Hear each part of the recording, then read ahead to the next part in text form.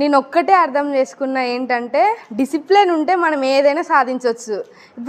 Doctor Venugopal Reddy అని పిలుస్తుంటే గుండె నిండుగా అనిపిస్తుంది. అప్పుడు సరిగ్గా చదవలేదు కాబట్టి ఇప్పుడు పోతున్నా బడికి ఇంకో 10 సంవత్సరాలు పోవాలి నేను బడికి. ఏ వృత్తి కూడా తప్పు కాదు. మనందరం కూడా బిలో మిడిల్ క్లాస్. ఎంత ఎత్తుకు మనం ఎదిగితే ప్రపంచాన్ని అంత ఎక్కువగా చూడగలుగుతాం. మన జీవితాలను మార్చగలిగే ఏకైక సాధనం చదువు. డిసిప్లిన్ అంటే తెలుసా మీకు? You are a fortunate generation. 2 important goals ఉంటాయి. ఒకటి షార్ట్ టర్మ్ గోల్, రెండవది లాంగ్ టర్మ్ గోల్. కష్టపడకపోతే ఫెయిల్ అవుతారు. ప్రతి సబ్జెక్ట్లో రోజుకు ఒక్కటే మార్కు సంపాదించండి. శ్రద్ధ ఉన్న వారికి ప్రతి ఒక్కరికి చదువు వస్తుంది. ఇక్కడతో ఆగుద్ది అనుకుంటే అమ్మాయి ఏం అడుగుతుంది? డిగ్రీలో జాయిన్ చేయాలి. ఆవిడ మా ఆవిడ.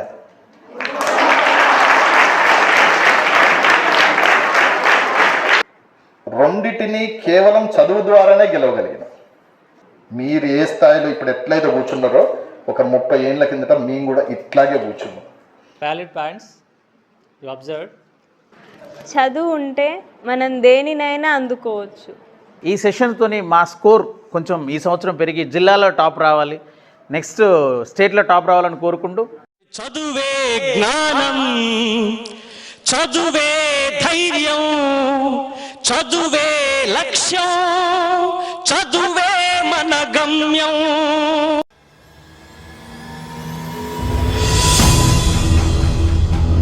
So good morning all of you. Good afternoon also. Okay, మీ అందరు లంచ్ చేశారా? ఓకే. మనం రోజు మార్నింగ్ బ్రేక్ఫాస్ట్ చేస్తాము, అట్లాగే లంచ్ చేస్తాము, డిన్నర్ చేస్తాము. ఇవన్నీ మనకు ఆబ్లిగేటరీ టాస్క్స్. సో మీరందరూ కూడా 10th క్లాసు మరియు ఇంటర్మీడియట్లో ఉన్నారు. కొంతమంది ఇంటర్మీడియట్ ఫస్ట్ ఇయర్ ఉన్నారు, కొంతమంది ఇంటర్మీడియట్ సెకండ్ ఇయర్ ఉన్నారు, కొంతమంది 10th క్లాస్లో ఉన్నారు. మీరు ముగ్గురు కూడా పబ్లిక్ ఎగ్జామ్కి పోయే బ్యాచ్ వాళ్ళు, అంతేనా? మనకి 9th క్లాస్లో పబ్లిక్ ఎగ్జామ్ లేదు, 8th క్లాస్లో పబ్లిక్ ఎగ్జామ్ లేదు, కానీ 10thలో ఇంటర్మీడియట్ ఫస్ట్ ఇయర్లో సెకండ్ ఇయర్లో పబ్లిక్ ఎగ్జామ్ ఉంది. 10thలో పాస్ అయితేనే ఇంటర్మీడియట్కి పోతాము, అట్లాగే ఇంటర్మీడియట్లో పాస్ అయితేనే అంతకన్నా పై స్టెప్కి పోతాం.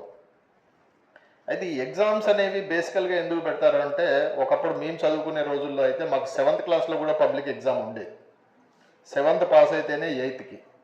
ఈ పబ్లిక్ ఎగ్జామ్స్ లేకపోతే బోర్డ్ ఎగ్జామ్స్ యొక్క కాన్సెప్ట్ ఏంటంటే, ఎప్పటికప్పుడు పిల్లలకు ఎంతవరకు నేర్చుకున్నారు, ఏం నేర్చుకున్నారు అని ఒక పరీక్ష లాంటిది అనమాట. మనం ప్రతి సంవత్సరం కొంత నేర్చుకోవాలి కదా, కొంత నేర్చుకోవాలి.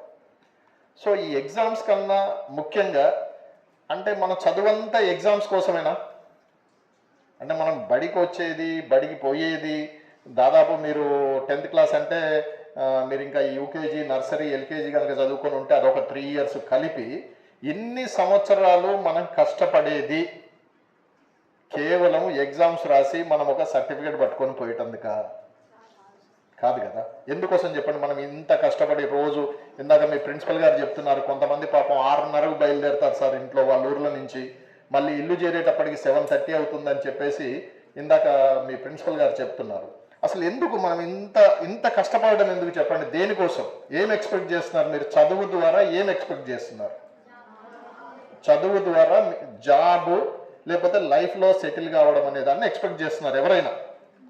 ఎవరు రాదు. నేనైతే రాను. నేను బాబు వేణుగోపాల్ రెడ్డి, నువ్వు దినమంతా పని చేయాలి, దినమంతా పని చేసినా కూడా సాయంత్రానికి నీకేమి ఇయ్యము, మధ్యాహ్నం భోజనం పెట్టించేసి పంపించేస్తాం అంతే. అంటే నాకేం పని లేదా? ఇంకేదైనా పని చేసుకుంటే ఇంకో దగ్గర డబ్బులు వస్తాయి కదండి, వీడికి ఎందుకు వస్తా అంట. అట్లాగే మీరు కూడా గత 10 సంవత్సరాలుగా, 11 సంవత్సరాలుగా, 12 సంవత్సరాలుగా రోజు మీ ఆటలు పాటలు అన్నీ మానుకొని, అంతే కదా, ఇంటి దగ్గర ఉంటే హ్యాపీగా ఆడుకోవచ్చు, పాడుకోవచ్చు, ఎగరవచ్చు, దునకొచ్చు, ఇవన్నీ మానుకొని ఏదో ఒక స్కూల్కి 5th క్లాస్ దాకా ఒక స్కూల్కి పోయారు, 6th క్లాస్ నుంచి ఈ స్కూల్కి వచ్చారు, కొంతమంది ఇంటర్మీడియట్లో ఇక్కడ జాయిన్ అయ్యారు. ఇప్పటికన్నా మన లైఫ్ బాగుండాలి. మీలో ఎంతమంది కార్లు ఉన్నాయి? చేతులు ఎత్తండి. ఇప్పటికి లేవా కార్లు? పోనీ మీ ఇంట్లో, మీకంటే మీకు కాదు, మీ ఇంట్లో వాళ్ళకి ఉన్నాయా? ఈ అమ్మాయికి ఉందా? చెయ్యొత్తమ్మాయి ఐసు చెయ్యొత్తకుండా ఎత్తినట్టు లెక్క పెట్టుకుందాం. ఓకే, అయిపోయింది. సరే, ఇప్పుడు ఐసు కూడా లేదనుకుందాం కారు. మనం ప్రస్తుతానికి ఒక 10 సంవత్సరాల తర్వాత కారు ఉండాలని ఎంతమంది అనుకుంటున్నారు? సగం మంది అనుకోవట్లే. ఇంకా 10 సంవత్సరాల తర్వాత కారు వద్దా? విమానం కావాలనా? మంచిగా ఆలోచించండి. ఒక 10 సంవత్సరాల తర్వాత కారులో మనం తిరగాలి, ఈ బస్సు ఎక్కొద్దు, ఈ మహాలక్ష్మి టికెట్ల ఫ్రీగా పోవద్దు, ఆటోలో పోవద్దు, మనకంటూ ఒక కారు ఉండాలి. ఓకే, కొంతమంది మోమాట పడుతున్నారు కానీ అందరికీ మనసులో ఉంటుంది కదా, అందరికీ మనసులో ఉంటుంది మనకు ఒక కారు ఉండాలి, మనకు ఒక పెద్ద బంగ్లా ఉండాలి, మనము చాలా మంచి మంచి బట్టలు వేసుకోవాలి, మంచి మంచి షూ వేసుకోవాలి. కూడా ఈ వయసులో అలాగే ఉంటాయి. కానీ నిజంగా ఈ కోరికలు ఎంతమందికి తీరుతాయి? నేను 10th క్లాస్ చదువుకునేటప్పుడు నా క్లాస్లో 40 మంది ఉండేవాళ్ళు. మా క్లాస్లో మేము కూడా ఇట్లాగే కూర్చొని ఎవరన్నా వస్తే వాళ్ళతోటి మాకు మాట్లాడిచ్చేవాళ్ళు. మాట్లాడిచ్చేటప్పుడు వాళ్ళు కూడా మమ్మల్ని ఇలాంటి ప్రశ్నలు అడిగేవాళ్ళు. ఇలాంటి ప్రశ్నలు అడిగినప్పుడు మాలో అందరికీ ఆ కోరిక ఉండేది. ఏమంటే మనకు ఒక కారు ఉండాలి, మనకు ఒక బంగ్లా ఉండాలి, మనం సొంతగా బతకాలి. కానీ ఈ 40 మంది మేము ఇప్పటికీ కలుస్తూనే ఉంటాం రకరకాలుగా.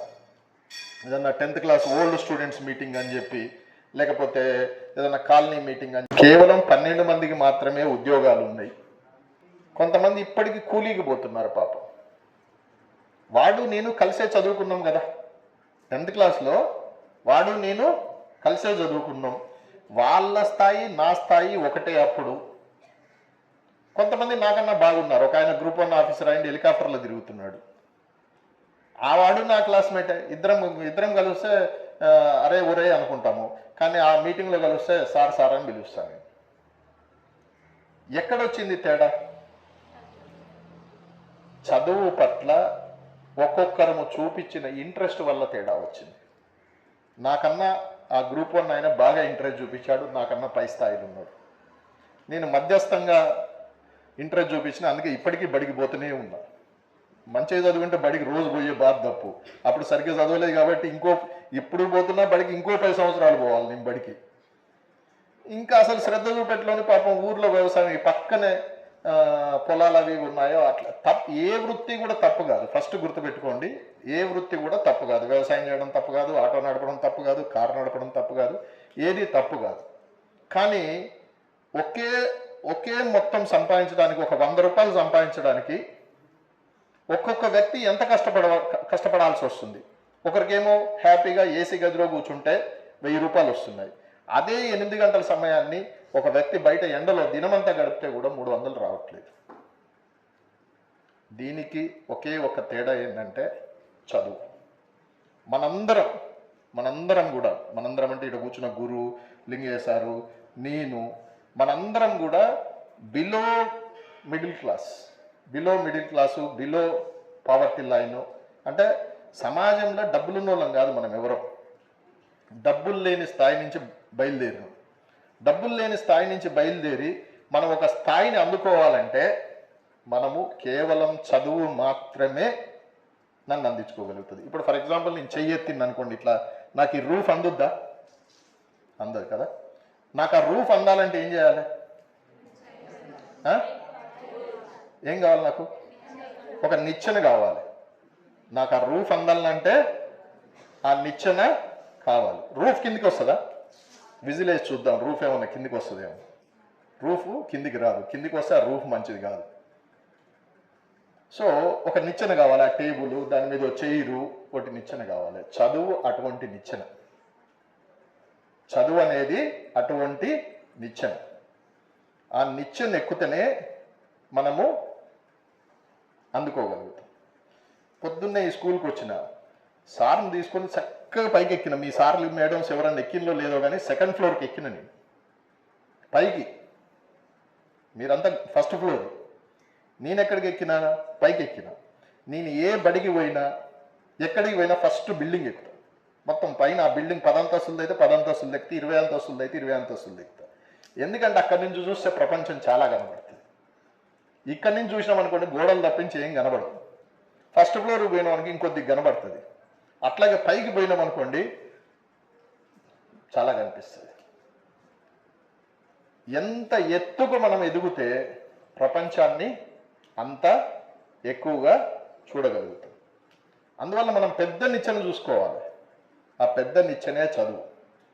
చాలామందిని గవర్నమెంట్ ఇక 10th క్లాస్ పిల్లలు ఉన్నారు, ఇంటర్మీడియట్ వాళ్ళు చెప్తారు వీళ్ళకి 10th క్లాస్లో ఎక్కువ కష్టపడాల్సిన అవసరం లేదు, అందరూ మిమ్మల్ని పాస్ చేస్తారని చెప్తారు. ఇంటర్మీడియట్ వాళ్ళు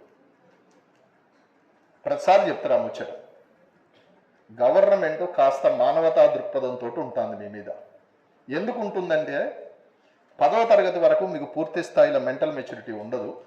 10వ తరగతిని ఫెయిల్ చేసి మిమ్మల్ని ఇళ్లలో కూర్చుని పెడితే మీ జీవితం అక్కడికే ఆగిపోతుంది. అందువల్ల మీకు కొద్దిగా బూస్ట్, కొద్దిగా లిఫ్ట్ చేస్తే మీరు ఇంటర్మీడియట్కి పోతే అక్కడ మీ మైండ్ మెచ్యూర్ అయ్యి అక్కడ ఇంకా ఎక్కువ చదువుకుంటే డిగ్రీకి పోయి పీజీకి పోయి ఏదైనా మీరే ఒకసారి వెనుకో చూసుకొని నవ్వుకుంటారు. నేను 10th క్లాస్లో ఇట్లా చేసిందా, నేను ఇంటర్మీడియట్లో ఇట్లా చేసిందా అని మీకు మీరే నవ్వుకుంటారు. అందువల్ల ఒకే ఒక పాయింట్ గుర్తుపెట్టుకోండి, మన జీవితాలను మార్చగలిగే ఏకైక సాధనం చదువు. ఏకైక సాధనం. ఇంకా మన దగ్గర ఏం లేవు. మనకు భూములు లేవు, జాగలు లేవు, మన తల్లిదండ్రులు పెద్ద ఇండస్ట్రియలిస్టులు కాదు, ఎవ్వరు కాదు. మన తల్లిదండ్రులు మామూలు తల్లిదండ్రులు, మనలాగే కష్టపడుతున్నటువంటి తల్లిదండ్రులు. వాళ్ళ కడుపున పుట్టడం మన అదృష్టం. అందువల్ల మన జీవితాన్ని మార్చుకోవడానికి ఉన్న ఏకైక సాధనం చదువు. ఇది ఫస్ట్ గుర్తుపెట్టుకోండి. మన జీవితాన్ని మార్చుకోవడానికి మిమ్మల్ని ఎవరైనా మల్టిపుల్ చాయిస్ క్వశ్చన్ అడిగినా కూడా మన జీవితాన్ని మార్చుకోవడానికి ఉన్న ఏకైక సాధనం అంటే మీ ఆన్సర్ ఏం రావాలి? ఇంకా వేరే ఆప్షన్ లేదు. ఎవరు అబ్బాయిలు మీకు వేరే ఆప్షన్ ఉందా? ఐబొమ్మ రవి మీకు ఆదర్శం కాదు కదా. మన జీవితాలను మార్చుకోవడానికి ఉన్న ఏకైక సాధనం చదువు. ఓకే, అయిపోయింది. ఒకటి అయిపోయింది నాది. రెండవది డిసిప్లిన్. అంటే తెలుసా మీకు? డిసిప్లిన్ స్పెల్లింగ్ చెప్పండి. Very good, excellent, super. చప్పట్లు కొట్టండి ఒకసారి. ఓకే, అసలు డిసిప్లిన్ అంటే ఏంటి నాకు చెప్పండి. అదే ఆ క్రమశిక్షణ. డిసిప్లిన్ అంటే తెలుగు ఇంగ్లీష్ ట్రాన్స్లేషన్ కాదు నేను అడిగింది. అంటే ఏమిటి? నేను ఒక క్లాసుకు పోయినా, ఆ క్లాసుకు పోతే ఆ క్లాస్ టీచర్ పెద్ద కట్టె పట్టుకొని పిల్లలందరినీ మాట్లాడకుండా కూర్చుని ఏం చేస్తున్నావు సార్ అన్న. పిల్లలందరినీ డిసిప్లిన్లో ఉంచుతున్నావు. సరే, కట్టె పట్టుకొని వాళ్ళని మాట్లాడకుండా చేసినంత మాత్రాన డిసిప్లిన్ అయిపోద్దా అని నాకు అనిపించింది. ఇంకో బడికి పోయినా పిల్లలందరూ చక్కగా ఇన్షర్ట్ వేశారు. ఏం సార్ ఈ ఇన్షర్ట్ల కథ ఏందని అడిగిన. డిసిప్లిన్ సార్ అన్నాడు. అరే ఓహో, పిల్లల డిసిప్లిన్ అనేది ఇన్షర్ట్లు ఉంటుందని అక్కడ అర్థం చేసుకున్నా. ఇంకో బడికి పోతే పిల్లలందరూ షూ వేసుకున్నారు. ఏంటి సార్ ఇది అని అడిగిన. డిసిప్లిన్ సార్ అన్నాడు. ఓకే, పిల్లల డిసిప్లిన్ కాళ్ళల్లో ఉంటుంది అనుకున్నా. ఏమిటి డిసిప్లిన్ అంటే? ఎప్పుడన్నా ఎక్సలెంట్.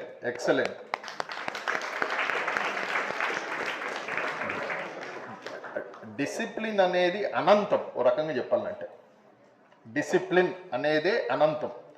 అదొక్కటి అంటే నేను బాగా పుస్తకాలు చదువుతూ ఉంటా.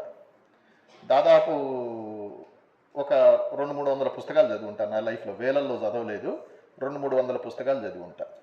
కానీ ఒక సంవత్సరం నుంచి పుస్తకాలు చదవడం మానేసిన పూర్తిగా. పర్సనాలిటీ డెవలప్మెంట్ బుక్స్ విపరీతంగా చదివేవాడిని. కానీ ఒక సంవత్సరం నుంచి పర్సనాలిటీ డెవలప్మెంట్ పుస్తకాలు మొత్తం చదవడం మానేసి కథల పుస్తకాలు చదువుకుంటున్నాను. ఎందుకు పర్సనాలిటీ డెవలప్మెంట్ పుస్తకాలు చదవడం మానేసిందంటే, ఇవన్నీ చదివిన తర్వాత ఎటు తిరిగి ఒక పాయింట్ దగ్గరకు వచ్చి ఆగుతుంది. ఆ పాయింటే డిసిప్లిన్.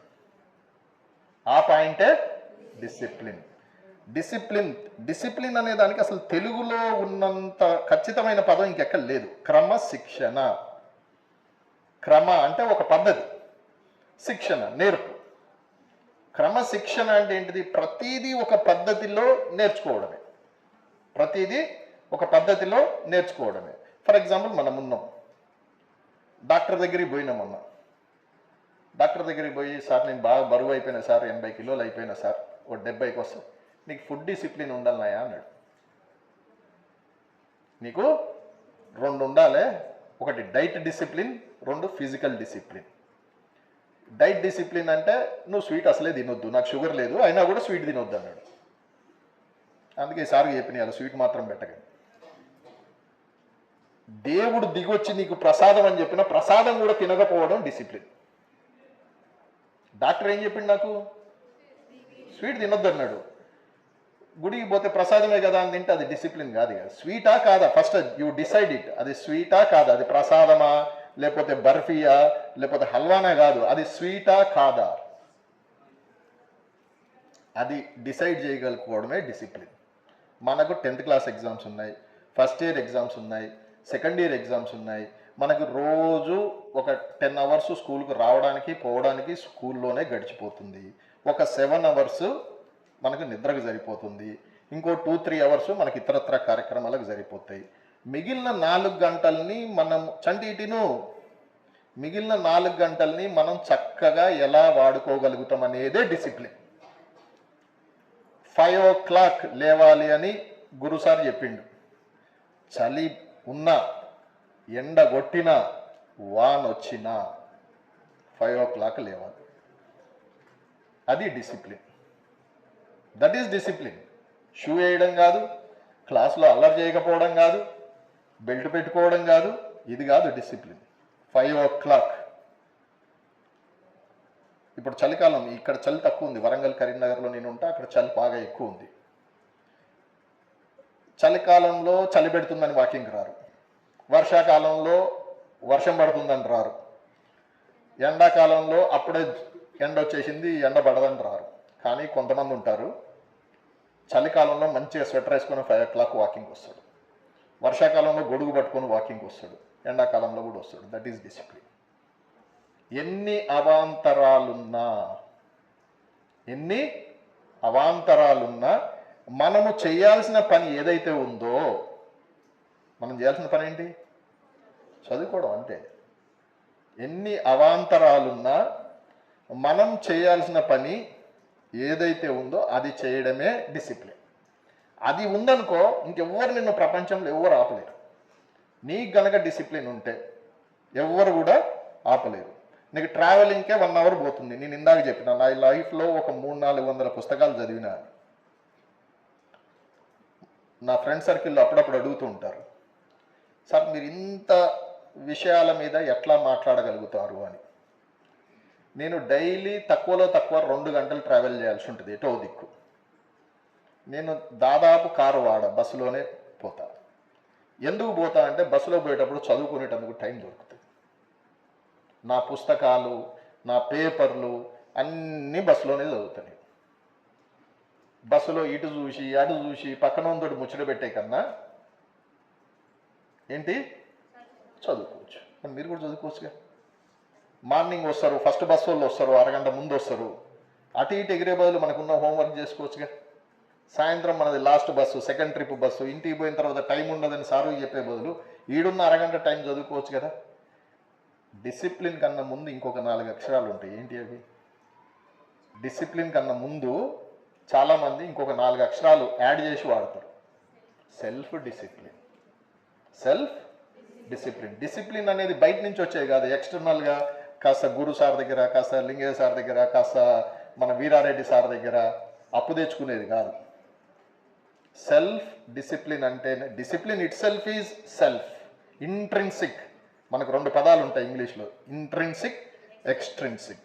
ఇంట్రిన్సిక్ అంటే ఇన్బిల్ట్, మన లోపల ఉండేది. ఎక్స్ట్రిన్సిక్ అంటే అప్పు తెచ్చుకునేది ఎంతకాలం ఉంటుంది? ఈ షర్టు ఎంతకాలమైనా మనది, ఇది మనం కుట్టుకున్నాం. అదే ఇవాళ ఇక్కడ ప్యానల్ ఇన్స్పెక్షన్ ఉంది, కాస్త అప్పు ఏంటరా అంటే వాడు వచ్చి ఆడు నిలబడతాడు, తెల్లారు నా షర్ట్ నాకు ఇయ్యాలి. సో డిసిప్లిన్ అనేది ఎప్పుడు కూడా ఇంట్రిన్సిక్గా ఉండాలి, మనంతటా మనకు ప్రజెంట్ అయి ఉండాలి. ఎందుకంటే you are a fortunate generation. మీరు చాలా అదృష్టవంతులు. ఎందుకు అదృష్టవంతులు అంటే మీకు టెక్స్ట్ బుక్స్ ఇచ్చారా? కొత్త ఇచ్చారా? పాత ఇచ్చారా? కొత్త ఇచ్చారు. మేము చదువుకునేటప్పుడు వాడకు తిరిగేది. ఎవడన్నా మన పై తరగతోడు పాత పుస్తకాలు అమ్ముతాడా? ఎవడన్నా పాత పుస్తకాలు అమ్ముతాడా? సగం రేటుకో, పావుల రేటుకో వాడిని అడ్వాన్స్ బుకింగ్ చేసుకునేది. వాడు 10th క్లాస్ ఉంటే మనం 9th క్లాస్ ఉంటే వాడిని ఊరికే వాడిని వెనక తిరిగేది, అన్నాను వచ్చే సంవత్సరం నీ పుస్తకాలు నాకే, వచ్చే సంవత్సరం నీ పుస్తకాలు నాకే అని. మీకు అటువంటిది బ్రాండ్ న్యూ టెక్స్ట్ బుక్స్ ఇస్తున్నారు. నోట్బుక్స్ 2-3 నోట్బుక్లతోటి సంవత్సరం నడిపేది. వెనక ముందు ఇరికిచ్చి రాసి రాసి రాసి ఆ లేపాక్షి నోట్బుక్స్ తప్పించి నోట్బుక్స్ దొరకకపోతే వాటితోటి కథ గడిపేది. యూనిఫామ్స్ మీ అందరికి 2 జతలు యూనిఫామ్స్ ఇస్తున్నాం. 10వ తరగతి దాకా మేము అందరం బలవంతంగా నెక్కర్ల మీద పోయినాం. ఎవడు ప్యాంటు కుట్టేయలే అప్పుడు. ఇవన్నీ ఇవాళ నా దగ్గర వేసుకుందామంటే 40 ప్యాంట్లు ఉన్నాయి. చదువు కొనిచ్చింది అది. ఎవరు కొనియాలి? ఎవరు కొనిచ్చారు? చదువు. అంటే మీకు అన్ని ఇంత మంచి బిల్డింగ్ ఏ బడులకు లేదు. మోడల్ స్కూళ్ళకు ఉన్నటువంటి బిల్డింగ్స్ కానీ, ల్యాబ్స్ కానీ, ఇతరత్ర ఇన్ఫ్రాస్ట్రక్చర్ కానీ ఏ బడికి, జెడ్పీకి కానీ, సోషల్ వెల్ఫేర్కి కానీ ఎవ్వరికి లేదు. సో భగవంతుడు మనకు అన్ని రకాల రిసోర్సెస్ ఇచ్చాడు. గవర్నమెంట్ రూపంలో కావచ్చు, తల్లిదండ్రుల రూపంలో కావచ్చు. అన్ని రకాల రిసోర్సెస్ ఇచ్చినప్పుడు మనం వాటిని మంచిగా యూటిలైజ్ చేసుకోవాల్సిన అవసరం ఉందా లేదా? మీ తల్లిదండ్రులు మీకోసం చాలా కష్టపడుతున్నారు కదా, మీకోసం చాలా కష్టపడుతున్నారు. ఎందుకు కష్టపడుతున్నారు? వాళ్ళ ఏకైక కోరిక ఏంటంటే ఈ పిల్లలు మన లెక్క బతకొద్దు, ఈ పిల్లలు మన లెక్క బతకొద్దు. మీ ఇంట్లో కొద్దిగానే అన్నం ఉన్నది అనుకోరా, ఒక్కరికే సరిపోద్ది. మీ అమ్మ ఏం చేస్తుంది? మీకు పెడుతుందా, ఆమె తింటుందా? ఎందుకు పెడుతుంది మీకు? నాకు ఆకలైనా మంచిదే కానీ బిడ్డకు ఆకలి కావద్దు, నాకు ఆకలైనా మంచిదే కానీ కొడుకు ఆకలి కావద్దు. ఏదైనా చూడండి, మీ ఇంట్లో ప్రయారిటీ ఎవరికి వస్తుంది? మీకు వస్తుంది. మీరేదో కష్టపడి సంపాదించి వాళ్ళని పోషిస్తారు అని వాళ్ళైతే అనుకోవట్లేదు. ఇది ఒకటి గుర్తుపెట్టుకోండి. ఏ తల్లిదండ్రులు కూడా వీళ్ళు బాగుపడి మళ్ళీ రేపు పొద్దుగాల నన్ను కార్లో తిప్పుతారని ఏ తల్లిదండ్రులు కూడా అనుకోరు. వాళ్ళు మీరు కార్లో తిరగాలని, మీరు బాగుండాలని, మీ జీవితం బాగుండాలని కోరుకుంటారు. సో దీనికోసం మీకు ఖచ్చితమైన ప్లానింగ్ ఉండాలి. మనం ప్రతిరోజు ఎన్ని గంటలకు లేస్తాం, ఎన్ని గంటలకు మన బస్సు వస్తుంది, ఈ బస్సు వచ్చే లోపల మనము చేయాల్సిన పని ఏంటి? నాకు ఒక 10 నిమిషాలు చాలా విలువైనవి. ఎక్కడ విలువైనవి అంటే మీకు దాన్ని ఆ ఫజిల్ సాల్వ్ చేయాలంటే అయితలేదు నాకు. నేను 5 o'clock లేస్తా, 7:30కి ఇంట్లోకి వెళ్ళి బయలుదేరుతా. ఎన్ని గంటలకు నిద్రలేస్తా? 5 o'clock నిద్రలేస్తా, 7:30కి ఇంట్లోకి వెళ్ళి బయలుదేరుతా. మీరు అందరూ ఇప్పుడు లెక్క పెట్టండి ఇక వరుసగా. నాకు 10 minutes మెడిటేషన్కి కావాలి. మెడిటేషన్కి ఎన్ని? 10 minutes. యోగాకి ఒక 15 minutes కావాలి. బ్రషింగ్కి వాటికి వీటికి ఒక 20 minutes కావాలి. ఆ తర్వాత వాకింగ్కి ఒక 45 minutes కావాలి. బ్రేక్ఫాస్ట్కి ఒక 10 minutes కావాలి. ఇట్లా అన్నీ లెక్కేసుకుంటే నాకు ఒక 10 minutes అయితే దొరకలేదు. దొరకపోవడం మూలంగా మెడిటేషన్ వదిలిపెట్టాల్సి వస్తుంది. నాకు వెతకంగా నాకు అనిపించిన విషయం ఏంటంటే ఈ మెడిటేషన్ బస్సులో చేయొచ్చని ఈ మధ్యలో బస్సులో మెడిటేషన్ చేస్తాను. టైం అంత ఇంపార్టెంట్. టైం అనేది అంత ఇంపార్టెంట్. మనం చాలాసార్లు చెప్తుంటారు ఏది పోయినా సంపాదించవచ్చు, కానీ ఇప్పుడు ఫర్ ఎగ్జాంపుల్ నిన్నటి నుంచి మీరు ప్రిపేర్ అవుదాం అనుకున్నారు, ఇవాళ వరకు పుస్తకం తీయలే, ఎన్ని గంటలు పోయినాయి? 24 hours పోయినాయి. మీ ఎగ్జామ్ డేట్ ఏమన్నా వెనక జరుపుతారా? ఎగ్జామ్ డేట్ 80% వెనక జరుపుతారు. సో మనకు లైఫ్లో 2 ఇంపార్టెంట్ గోల్స్ ఉంటాయి. ఒకటి షార్ట్ టర్మ్ గోల్, రెండవది long term goal. Short term goals fulfil చేయకుండా you cannot fulfil long term goals. Short term గోల్స్ని పూర్తి చేయకుండా మీరు ఎప్పటికి కూడా లాంగ్ టర్మ్ గోల్స్ని ఫుల్ఫిల్ చేయలేరు. మనకు బాగా ఫేమస్ వాళ్ళు ఎవరంటే ఒక పక్కన క్రికెటర్స్, ఇంకో పక్కన మూవీ స్టార్స్. ఎవరు? ఒక పక్కన క్రికెటర్స్, ఇంకో పక్కన మూవీ స్టార్స్. వీళ్ళు కష్టపడే దాంట్లో మనం 1% కూడా కష్టపడం. మీకు ఆ సంగతి తెలుసా?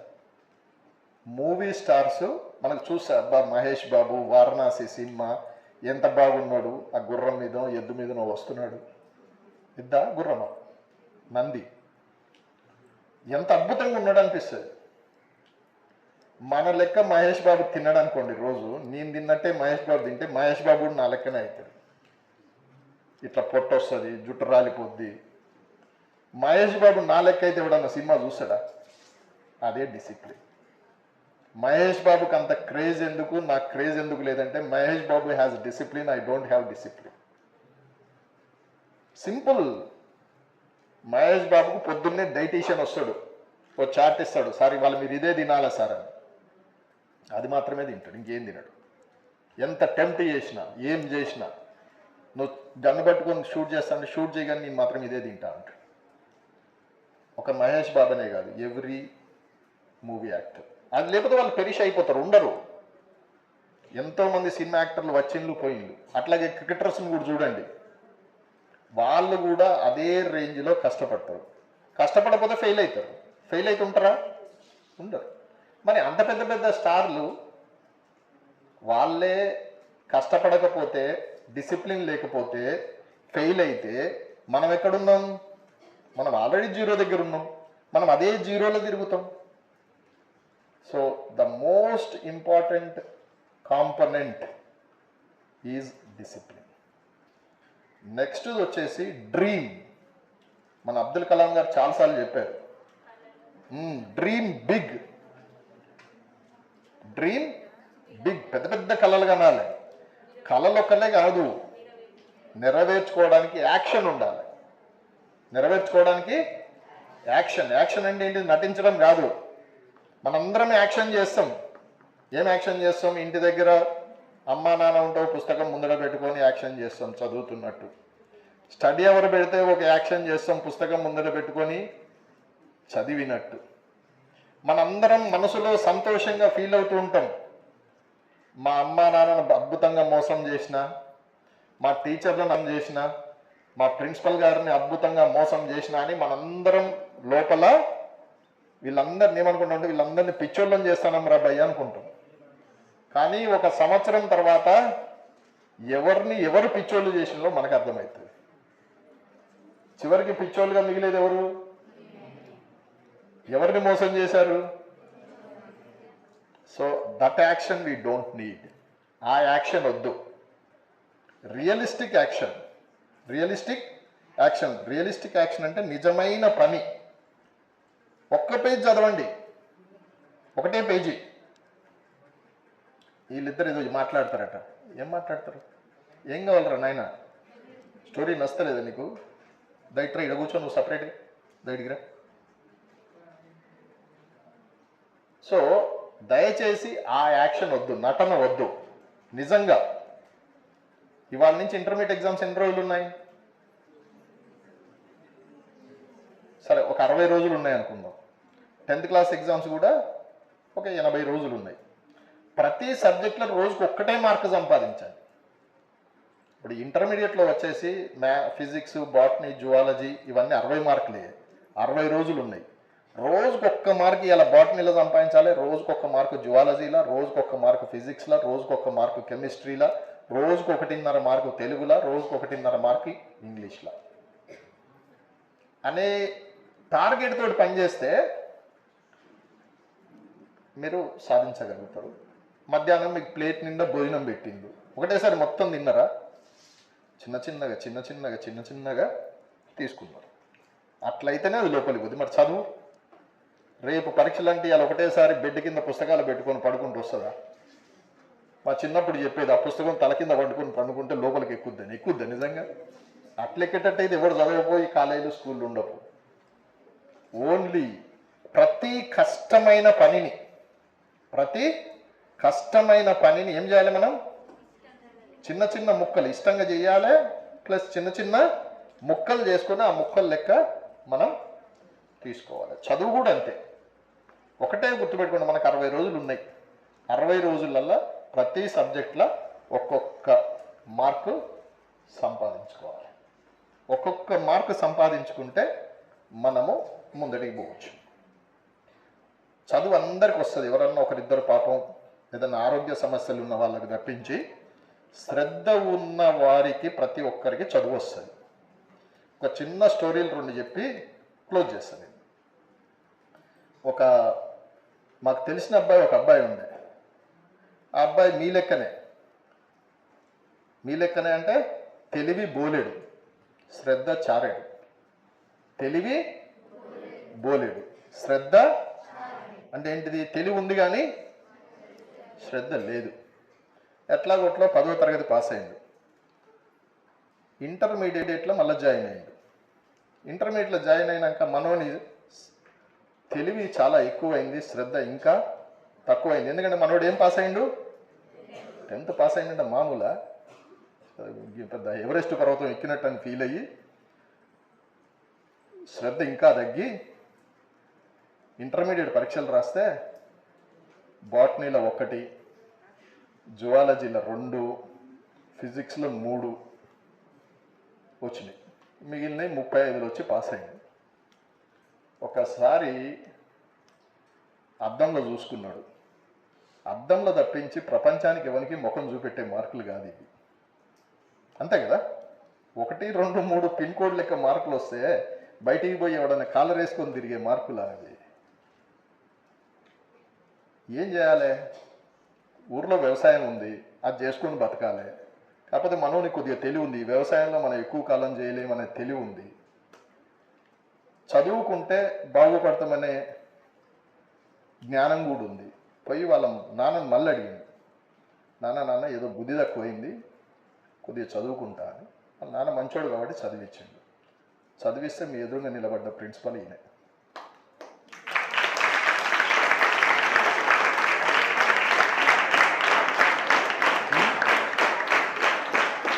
అంటే ఈ స్టోరీ నా గురించి చెప్పేందుకు మీకు చెప్పలేదు నేను. ఈ స్టోరీ నా గురించి చెప్పుకునేందుకు నేను గొప్పని ప్రతి మనిషికి తెలివి ఉంటుంది. అశ్రద్ధ చేస్తే ఫెయిల్ అవుతాం, అశ్రద్ధ చేస్తే ఫెయిల్ అవుతాం. శ్రద్ధ పెడితే ఆ రంగంలో ముందటికి పోతాం. నేనే ఇంటర్మీడియట్లో ఫెయిల్ అయినా 3 సబ్జెక్టులు, ఒకటి కాదు. సాక్షి పేపర్లో 2018లో చాలామంది ఫెయిల్ అయిన వాళ్ళు ఆత్మహత్యలు చేసుకుంటే సాక్షి ఎడిటర్ నాకు ఫోన్ చేసిండు, మీ స్టోరీ రాస్తాం సార్ అని. సాక్షిలో బ్యానర్ ఐటంలో వచ్చింది, ఫెయిల్ అయిన ఈ మాస్టరే ప్రిన్సిపల్ అని. ఇంటర్మీడియట్లో ఫెయిల్ అయిన నేను డిగ్రీ, పీజీ, గోల్డ్ మెడల్ సంపాదించి పిహెచ్డి చేసి డాక్టరేట్ తెచ్చుకున్నా అంటే నాకు మొదలు తెలివి ఉంది, తర్వాత తెలివి ఉంది. ఆ తెలివిని వాడకపోవడం మూలంగా వచ్చినటువంటి బాధ. నచ్చిందా స్టోరీ? ఇంతకన్నా గొప్ప స్టోరీ ఇంకోటి చెప్తా. చెప్పాలా వద్దా? ఇది అమ్మాయిల కోసం ముఖ్యంగా, ఎందుకంటే మెజారిటీ అమ్మాయిలు ఉన్నారు కాబట్టి అమ్మాయిలకు చెప్తా. మా ఊర్లో ఒక ఫ్యామిలీ ఉంది. ఆ ఫ్యామిలీలో 3 అమ్మాయిలు. ఎంతమంది అమ్మాయిలు? 3 అమ్మాయిలు. 3 అమ్మాయిలు అయితే నాన్నకు టెన్షన్ ఉంటుంది కదా. ఏం టెన్షన్ ఉంటుంది చెప్పండి? 3 పెళ్ళిళ్ళు ఎట్లా చేయాలి అనే టెన్షన్ ఉంటుంది. 3 అమ్మాయిలు బాగా చదువుతారు. అయితే ఆ పెద్ద అమ్మాయి ఇంటర్మీడియట్ చదువుతుంటే వాళ్ళ నాన్నకు ఒక ఐడియా వచ్చింది. మొదలైతే ఒక అమ్మాయి పెళ్లి చేద్దాం, చేస్తే కొద్దిగా బర్డెన్ తగ్గుద్ది అని చెప్పేసి వాళ్ళ నాన్న ఆ పెద్ద అమ్మాయిని పిలిచి, నువ్వు నీకు పెళ్లి చేద్దాం అనుకుంటున్నావురా అంటే, ఆ అమ్మాయి క్లాస్ ఫస్ట్. నాన్న నేను క్లాస్ ఫస్ట్ కదా, నేను ఎట్లా పెళ్లి చేసుకోవాలి? నువ్వు చెల్లెళ్ళకి చేయి పెళ్ళి. చెల్లెళ్ళకి ఎట్లా చేస్తారమ్మా నువ్వు ఉండగా, మొదలు నీ పెళ్ళి చేయాలి అంటే ఏం చేస్తుంది పాపం కదా, 3 అమ్మాయిలు పెళ్ళి చేయాలి కదా అంటే ఆ అమ్మాయి ఒక కండిషన్ పెడుతుంది, నన్ను ఎవరు చేసుకున్నా కూడా నన్ను చదివేయాలి, నన్ను ఎవరు చేసుకున్నా కూడా నన్ను అట్లయితేనే నేను పెళ్లి చేసుకుంటా అంటే తల్లిదండ్రులు ఏమనుకుంటారు, మొదలైతే కానీ చదువుకుందాం చదివిద్దాం అంటే వాళ్ళే తర్వాత ఇక జీవితం ఎట్లయితే అట్లయిద్దని చెప్పి ఆ అమ్మాయికి ఓ పెళ్లి చూపులు అరేంజ్ చేస్తారు. ఆ పెళ్లి చూపులకు ఒక ఆయన పోతే ఫస్ట్ క్వశ్చన్ ఆయన అడిగింది ఈ అమ్మాయి, నువ్వు నన్ను చదివిస్తావు కదా అని. షాక్ అయింది మనోడు, ఏది ఇది మనం పెళ్లి చేసుకుంటానికి వచ్చినాం కానీ చదివించుకుంటానికి వచ్చినామా అని చెప్పి, సరే చదివిస్తలే. ఈ అమ్మాయి నచ్చింది ఆయనకు. సరే ఈ వీళ్ళ నాన్న ఎట్లయితే అనుకున్నాడు అట్నే అనుకున్నాడు, చదివిస్తలే అని. పెళ్ళి అయింది, ఎండాకాలం సెలవులు అయిపోయింది, ఇంటర్మీడియట్ పాస్ అయింది, నన్ను డిగ్రీలో జాయిన్ చేయంటది. ఏదో అయిపోయి ఇది ఇక్కడతో ఆగుద్ది అనుకుంటే అమ్మాయి ఏం అడుగుతుంది, డిగ్రీలో జాయిన్ చేయాలి. సరే జాయిన్ చేసిండు. జాయిన్ చేసిన కానీ రోజు కాలేజీకి పోతానంటది. నేను రోజు కాలేజీకి పోయింది. ఫస్ట్ ఇయర్ మళ్ళీ first class, second year first class, third ఇయర్లో కొడుకును కూడా కన్నది, అయినా ఫస్ట్ క్లాస్. ఇక జాలే చదివిన కాడికి అన్నారు. వాళ్ళు అట్టుండి నువ్వేమన్నా కలెక్టర్ అవుతావా అన్నది. నువ్వు చదివి ఏమన్నా కలెక్టర్ అవుతావా కదా, అవుతుందా తెలియదు అని చెప్పేసి మళ్ళీ నేను పీజీ చేస్తా అంటది. పీజీ చేసింది. ఈయనకు విసుగొస్తుంది. ఏంది పెళ్ళి ఏంది, చదువులేంది, ఇద్దరు పిల్లలేంది, ఈ చదువు ఏంది అంటే ఇక ఆ అమ్మాయి పట్టుదలకు ఒక గవర్నమెంట్ ఉద్యోగం సంపాదించింది. ఈయనకి ఇంతవరకు గవర్నమెంట్ ఉద్యోగం లేదు. ఇప్పుడు ఎవరు సంపాదించింది గవర్నమెంట్ ఉద్యోగం? ఆ అమ్మాయి సంపాదించింది. గవర్నమెంట్ ఉద్యోగం సంపాదించినాక అమ్మాయి ఏం చేయాలి? న్యాయం చెప్పండి మీరు. ఇక చదువు ఇక మానేయాలి కదా, చదువు మానేయాలా వద్దా? మానేయాలి కదా. లేదు ఆ అమ్మాయి ఏమంటారు, ఇంకా చదువుకోవాలి, ఇంకా చాలా ఉంది చదువుకునేది అంటారు. ఓ ఉద్యోగం వచ్చింది కదంటే ఈ ఉద్యోగం ఏం ఉద్యోగం, ఇంకా పెద్ద ఉద్యోగం సంపాదించాలి అని ఆమె చదివి సూర్యాపేట కోర్టులో జడ్జి అయింది. ఆవిడ మా ఆవిడ.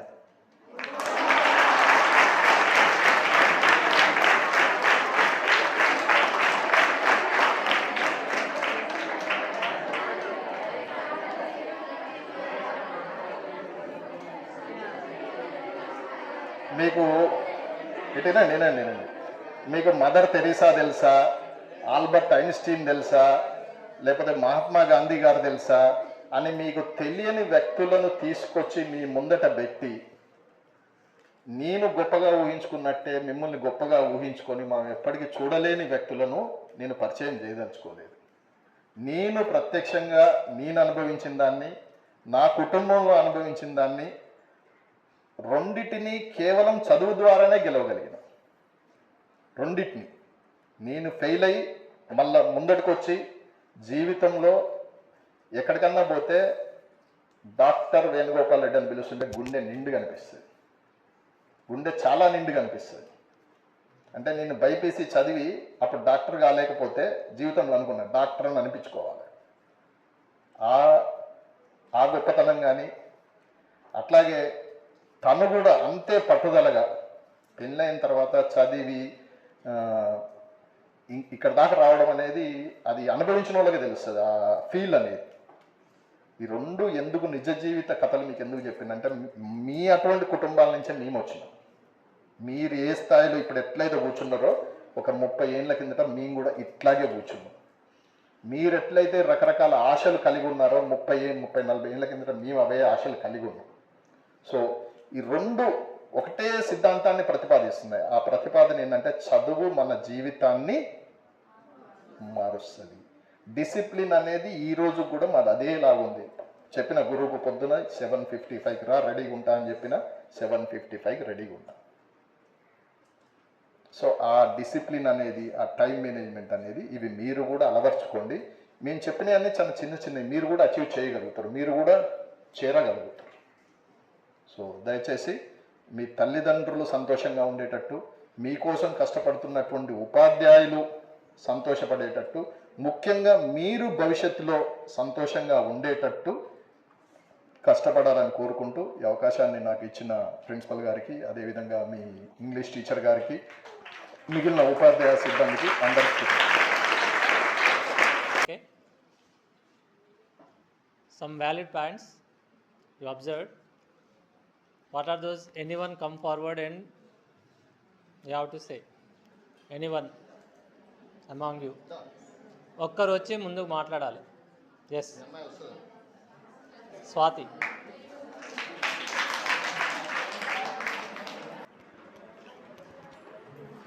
చదువు ఉంటే మనం దేనినైనా అందుకోవచ్చు. ఎక్స్టర్నల్గా కనిపించేదే చదువు కాదు, ఇంటర్నల్గా మన లోపల ఉంది. మనం ఏం చేసినా డిసిప్లిన్గా ఉండాలి. ఫస్ట్ ఒకరికి రెస్పెక్ట్ ఇవ్వాలి. వే ఆఫ్ టాకింగ్లో కూడా ఉంటుంది చదువు. మనమందరం మన పేరెంట్స్ గురించి ఆలోచించాలి. వాళ్ళు తినక మనల్ని పోషించుకుంటూ చదివిస్తున్నారు. వాళ్ళు చదువుకోలేరు, అలా మనం కాకూడదనే మనల్ని మంచిగా చదివిస్తున్నారు. వాళ్ళకు మనం న్యాయం చేయాలి. నా తరపు నుండి నేను చేస్తా సార్. పక్కా మంచి పొజిషన్లో ఉంచుతా సార్. నీ నుండి మా పేరెంట్స్ని ఉంచుతా సార్.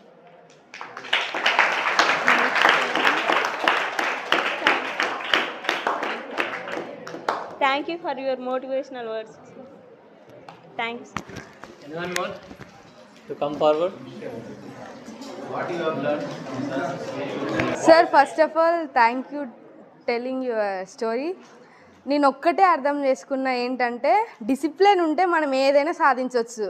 ఇప్పుడు మేడం గారు పెళ్ళి కాగానే చదవద్దు, మాకు పెళ్ళి చేసుకున్నాం ఏమొద్దు అనుకోకుండా సార్ చదివించినారు, మేడం చదువుకుంది, అలాగే కష్టపడి చదివి ఇప్పుడు సూర్యాపేటలో లాయర్ అయినారు,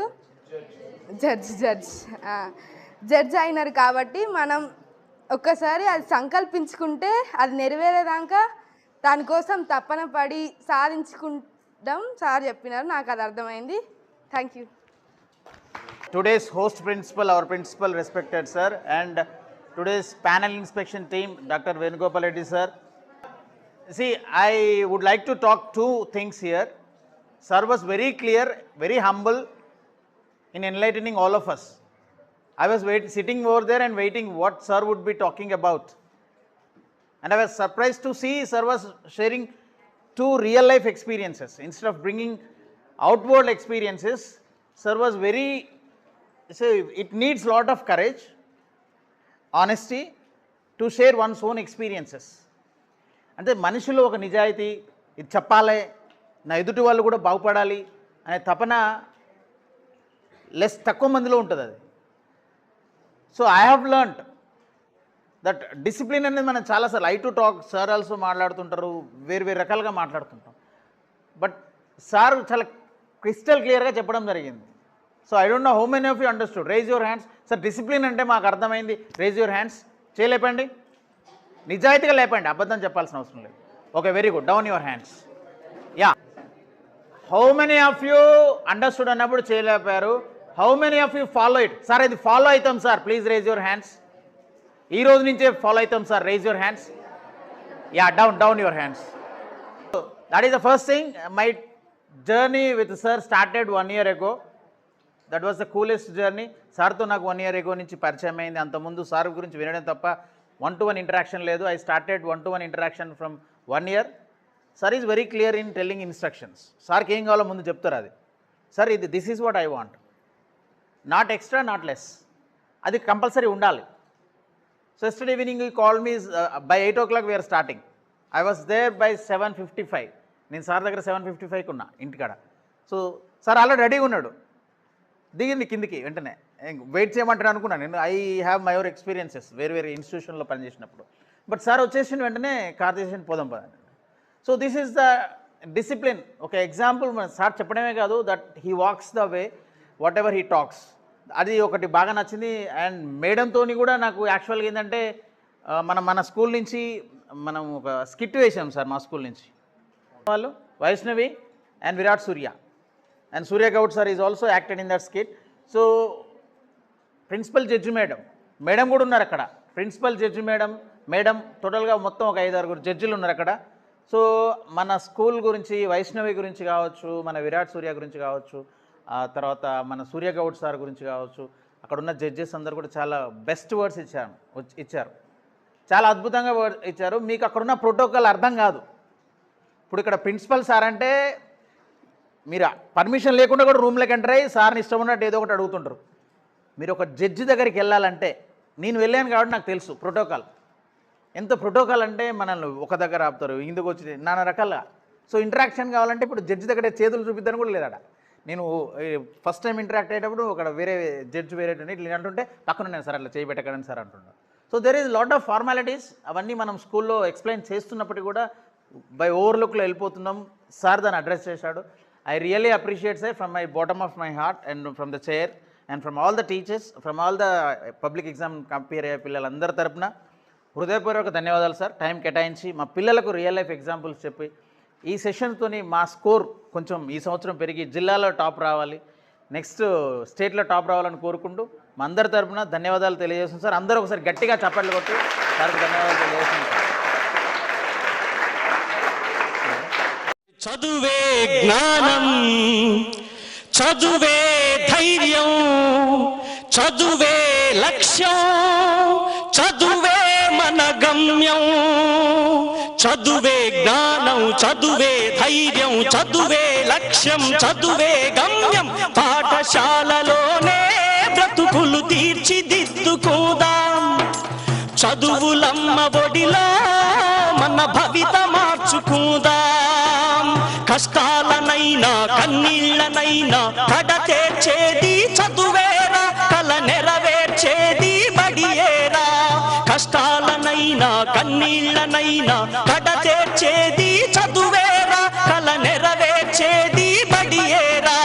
చదువే జ్ఞానం, చదువే ధైర్యం, చదువే లక్ష్యం, చదువే గమ్యం. పాఠశాలలోనే బ్రతుకులు తీర్చిదిద్దుకుందాం. చదువులమ్మ ఒడిలో మన భవిత మార్చుకుందాం. బడి అంటే జైలు అనే భయమెందుకులేవో నేస్తం. బడి అంటే అమ్మ ఒడి, అది బాదర బందీ లేని గుడి. బెరుకును వదలి పరుగున కదలి ఆట పాటలతో చదివేద్దాం. అక్షర జెండా ఎగరేద్దాం. చదువే జ్ఞానం, చదువే ధైర్యం, చదువే లక్ష్యం, చదువే గమ్యం. పాఠశాలలోనే బ్రతుకులు తీర్చిదిద్దుకోదాం. చదువులమ్మ ఒడిలో మన భవిత